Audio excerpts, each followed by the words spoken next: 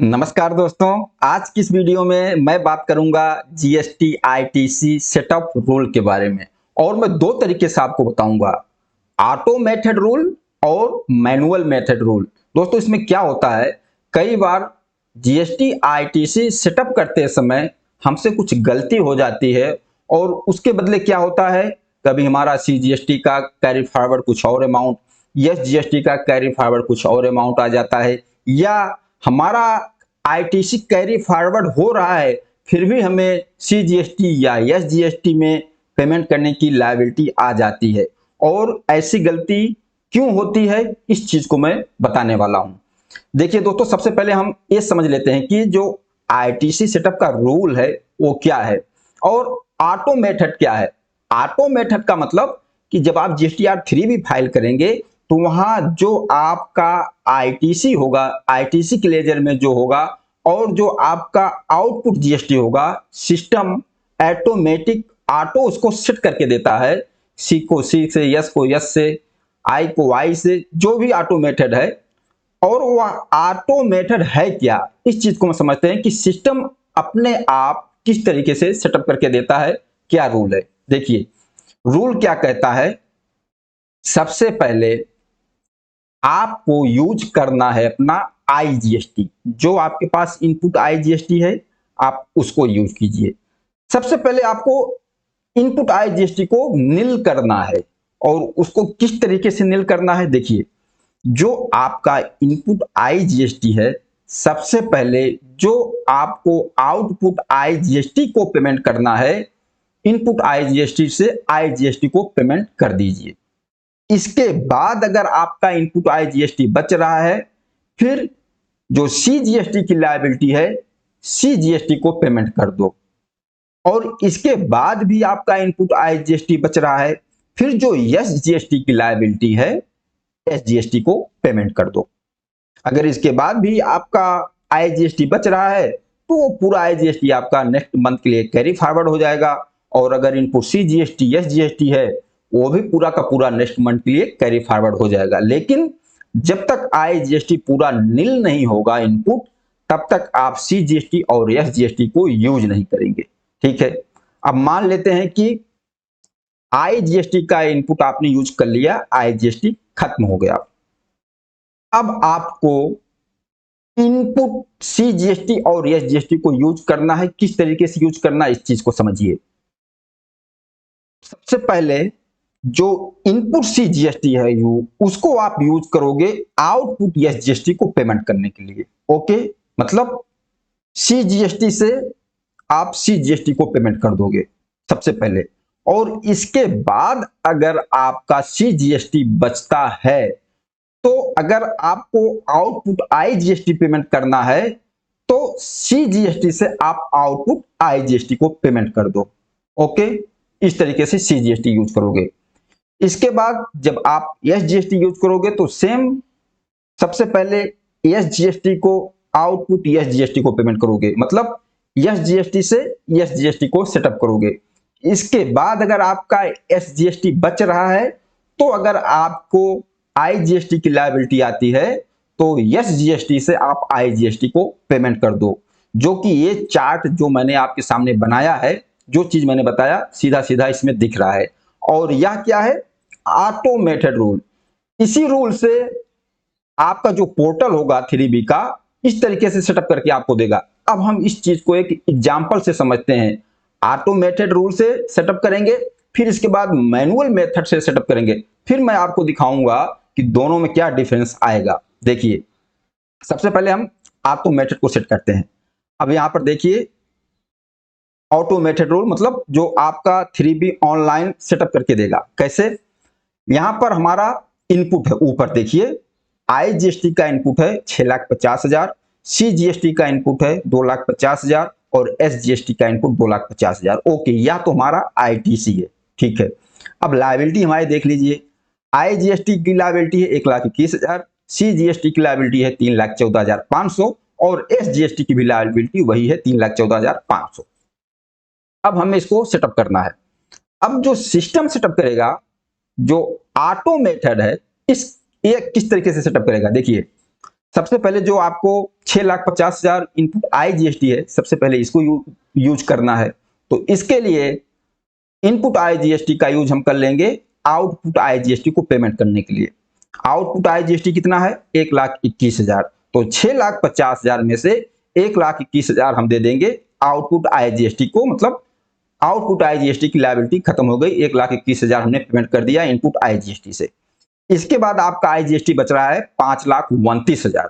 तो सिस्टम क्या उठाएगा? सबसे पहले जो आपका CGST है ना 3,14,500, अब जो IGST बचा हुआ है उसके सामने सेटअप कर देगा। मतलब कि 3,14,500 रुपए उठा लेगा IGST से CGST को पेमेंट करने के लिए।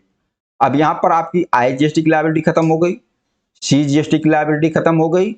अभी आपके पास इनपुट IGST कितना बच रहा है? 2,14,500।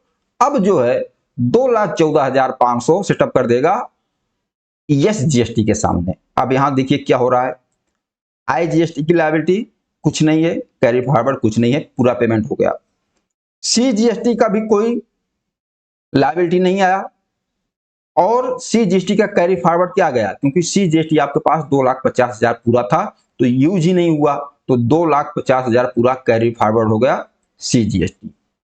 अब SGST को IGST से आपने पेमेंट कर दिया था 2,14,500 और SGST आपको पेमेंट करना है 3,14,500। फिर यहाँ क्या होगा, SGST से 1,00,000 रुपया पेमेंट कर देगा SGST को। तो यहाँ 2,14,500 आपने IGST से पेमेंट किया SGST को और इसके बाद 1,00,000 आपने पेमेंट कर दिया इनपुट SGST से आउटपुट SGST को। अब यहाँ पर देखिए 2,50,000 इनपुट था आपके पास SGST, लेकिन आपने 1,00,000 पेमेंट में यूज कर लिया SGST को, तो आपके पास SGST का कैरी फॉरवर्ड कितना आ गया? 1,50,000। अब यहां देख लीजिए आपका CGST कैरी फॉरवर्ड कितना हुआ? 2,50,000 पूरा, और आपका SGST कितना कैरी फॉरवर्ड हो रहा है? 1,50,000। मतलब C और S अलग अलग, टोटल कैरी फॉरवर्ड 4,00,000 का अमाउंट हुआ, 2,50,000 प्लस 1,50,000, लेकिन C का अमाउंट अलग, S का अमाउंट अलग। यह सेटअप किस तरीके का था? Auto method. जो ऑटो मेथड से सेटअप होगा इस तरीके से, अगर आप इस तरीके से सेटअप कर दोगे तो आपका इस तरीके से कैरी फॉरवर्ड होगा, C 2,50,000 और S 1,50,000। लेकिन हमें क्या करना है, अब करना है मैनुअल मेथड। मैनुअल मेथड में से हम अपने तरीके से सेटअप करेंगे, जो कि सिस्टम हमें अलाउ करता है, कोई हम गलत नहीं करेंगे, अपने तरीके से सेटअप करेंगे जो कि सिस्टम हमें अलाउ करता है। और ऑटो मेथड में कभी कभार देखिए आपके सामने C और S अलग अलग अमाउंट कैरी फॉरवर्ड हुआ, कभी ऐसा भी हो जाएगा कि आपका इनपुट कैरी फॉरवर्ड होगा फिर भी आपको पेमेंट करने की लायबिलिटी आ जाएगी। क्यों? सेटअप की वजह से। तो आपको अपना सिचुएशन देखना है कि आउटपुट किस तरीके से है, इनपुट किस तरीके का है, कैसे सेटअप करना है, उस चीज का दिमाग आपको लगाना पड़ेगा। अभी देखिए हमने यहाँ ऑटो मेथड में लगाया, C और S अलग अलग अमाउंट आ गया, लेकिन अभी हम मैनुअल मेथड यूज करेंगे और CS बिल्कुल बराबर आएगा। इसके लिए आपको क्या करना होगा, चलिए हम देखते हैं मैनुअल मेथड। अब यही चीज सेम यही सेटअप हम मैनुअल मेथड से करेंगे। इसमें आपका दिमाग लगेगा, आपको अपने तरीके से यूज करना है। कैसे? सबसे पहले तो हमें यही जानते हैं कि सबसे पहले जो IGST है उसको यूज कर लो, ठीक है। तो 6,50,000 इनपुट IGST है, हमने 1,21,000 पेमेंट कर दिया IGST की लायबिलिटी को। इसके बाद हमारे पास बच गया 5,29,000 इनपुट IGST, 5,29,000 इनपुट IGST बचा। ओके, अब हमें पेमेंट करना है 3,14,500 CGST, 3,14,500 SGST। अब हमें पूरी छूट है, हमारे लिए यहाँ कोई बाउंडेशन नहीं है कि आपको जो आपके पास इनपुट IGST बचा है तो इतना परसेंट अमाउंट आपको CGST में यूज करना है, इतना परसेंट आपको SGST में यूज करना है, ऐसा कोई बाउंडेशन नहीं है, फुल छूट है। आप जो मर्जी C में यूज करो, जो मर्जी S में यूज करो, आपको यहाँ कैलकुलेशन लगाना है। तो आपको यहाँ कैलकुलेशन लगाने के लिए क्या करना पड़ेगा, जैसे मान लीजिए 5,29,000 आपके पास इनपुट IGST बच रहा है IGST की लायबिलिटी को पेमेंट करने के बाद। अब आप क्या कीजिए, 5,29,000 को दो पार्ट में डिवाइड कर दीजिए। जब 5,29,000 को आप डिवाइड 2 करोगे तो 2,64,500 2,64,500 आ जाएगा। तो आप ऐसा कीजिए कि 2,64,500 यूज कर लो आप सीजीएसटी को पेमेंट करने के लिए। अभी आपके पास इनपुट आईजीएसटी बच गया 2,64,500, फिर 2,64,500 आप यूज कर लो एसजीएसटी को पेमेंट करने के लिए। कोई दिक्कत नहीं, सिस्टम अलाउ कर रहा है, आपको फुल छूट है। आप चाहो तो पूरा पूरा सीजीएसटी को उठा के दे दो पहले, आप चाहो तो पहले पूरा एसजीएसटी को दे दो आज, कोई दिक्कत नहीं, लेकिन आपको कैलकुलेशन को बराबर बिठाना है, इसलिए आपने डिवाइड कर दिया। 2,64,500 आपने सीजीएसटी को दे दिया और जो इनपुट आईजीएसटी बचा 2,64,500 आपने एसजीएसटी को दे दिया। ठीक है, अब यहाँ पर लायबिलिटी देखो, आईजीएसटी की लायबिलिटी 0, कुछ भी नहीं है ना, कोई कैरी फॉरवर्ड है। अब सीजीएसटी की लायबिलिटी को देखो, आपने 3,14,500 पेमेंट करना था सीजीएसटी, आपने 2,64,500 आईजीएसटी से पेमेंट कर दिया है। अभी भी 50,000 शॉर्ट है, मतलब 50,000 आपको सीजीएसटी पेमेंट करना है। तो 50,000 आप कहां से पेमेंट कर दो, जो आपके पास इनपुट सीजीएसटी है कितना है 2,50,000, यहां से 50,000 आप पेमेंट कर दो सीजीएसटी को। तो 2.5 लाख में से 50,000 गया, 2 लाख बच गया आपका सीजीएसटी, तो 2 लाख सीजीएसटी आपका कैरी फॉरवर्ड हो गया। सेम चीज एसजीएसटी में, आपने 3,14,500 एसजीएसटी पेमेंट करना था, 2,64,500 आपने आईजीएसटी से पेमेंट कर दिया। अब आपको एसजीएसटी पेमेंट करना है 50,000, तो 50,000 आपका जो इनपुट एसजीएसटी 2.5 लाख है, यहां से 50,000 आप दे दो एसजीएसटी को। आपके पास एसजीएसटी कैरी फॉरवर्ड हो गया 2 लाख रुपया। अब यहां देखिए कैरी फॉरवर्ड हुआ, आपका input CGST 2 lakh carry forward हुआ और इनपुट एसजीएसटी भी 2 लाख कैरी फॉरवर्ड हुआ, मतलब सीजीएसटी और एसजीएसटी बराबर में कैरी फॉरवर्ड हुआ, टोटल 4 लाख कैरी फॉरवर्ड हुआ। किस मेथड से? मैनुअल मेथड से आपने सेटअप किया और यहीं पर ऊपर आपने 4 लाख कैरी फॉरवर्ड हुआ है, लेकिन यहां पर देखो 2.5 लाख सीजीएसटी हो रहा है और 1,50,000 एसजीएसटी हो रहा है। ये आपको डिफरेंस समझ में आया कि ऑटो मेथड में और मैनुअल मेथड में क्या डिफरेंस है। इसी तरीके से कई बार क्या होगा कि आपकी लायबिलिटी आ जाएगी और कैरी फॉरवर्ड भी होगा, लेकिन जब आप मैनुअल मेथड यूज करोगे तो आप टैक्स पेमेंट करने से बच जाओगे। कई बार क्या होगा, लेकिन कुछ सिचुएशन ऐसी आ जाएगी कि आपकी लायबिलिटी जो आएगी तो जेन्युइन ही होगा। आप कितना भी सेटअप करो, लेकिन जो उस समय का उस क्या सिचुएशन होगी उस तरीके पर देखा जाएगा, क्या आईटीसी क्या आउटपुट। ओके, मैं उम्मीद करता हूं दोस्तों कि आप इस चीज को बहुत ही अच्छी तरीके से समझ गए होंगे। और आगे एक पॉइंट हम और देख लेते हैं। मान लीजिए एक एग्जांपल, आपके पास आईजीएसटी की लायबिलिटी है, मतलब आईजीएसटी पेमेंट करना है 3,50,000, ठीक है। और आपके पास सेटअप करने के बाद कैसे भी आपने कौन सा मेथड से सेटअप किया है, अभी हम इस चीज को समझ रहे हैं कि मान लेते हैं आपके पास इनपुट सीजीएसटी 1,10,000 बचा है और इनपुट एसजीएसटी 3,30,000 बचा है। तो क्या आप यहां भी अपना दिमाग लगाओगे, मैनुअल मेथड लगाओगे? आप यह चाहोगे कि जो 3,50,000 आईजीएसटी को पेमेंट करना है और हमारे पास सीजीएसटी तो कम कैरी फॉरवर्ड हो रहा है 1,10,000, आईजीएसटी ज्यादा कैरी फॉरवर्ड हो रहा है 3,30,000, तो हम इस तरीके से करें कि हमारा सी और यस बराबर कैरी फॉरवर्ड हो जाए, यस को ज्यादा यूज कर लें, सी को कम यूज करें, ऐसा कुछ। लेकिन ऐसा बिल्कुल नहीं हो सकता।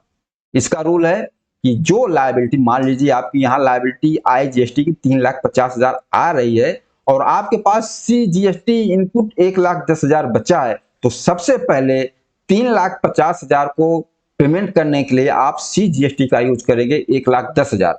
जब 1,10,000 आपका सीजीएसटी खत्म हो गया, फिर जो आपका एसजीएसटी बच रहा है 3,30,000, जो बैलेंस अमाउंट होगा आप एसजीएसटी से पेमेंट कर देंगे। तो यहाँ क्या होगा, इस केस में जो 3,50,000 है, इसमें से आपने 3,50,000 में से 1,10,000 आपने सीजीएसटी से उठा लिया, तो आपका जो है सीजीएसटी नील, सीजीएसटी खत्म, कोई इनपुट नहीं है।